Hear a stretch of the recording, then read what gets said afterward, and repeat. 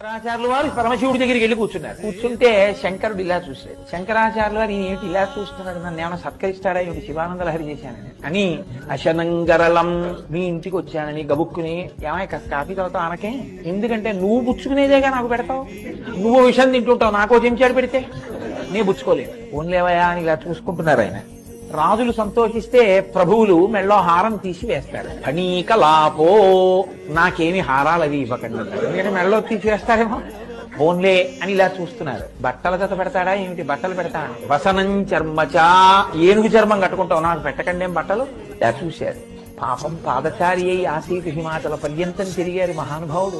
Only ఒక వాహనం ఇస్తే బాగుంటుంది కదా అని ఇస్తాడేమో. వాహనం మహోక్ష, ఎప్పటి యుద్ధు అది, ఎన్ని వందల సంవత్సరాల క్రితంలో ఆ ముసలి యుద్ధు నాకు ఇవ్వకండి, మీరు పొరపాటున కూడా మీకున్నదా ఒకటే వాహనం, మరి ఏమి ఇమ్మంటావు. మమ దాస్యసి కిం కిమస్తి శంభో తవ పాద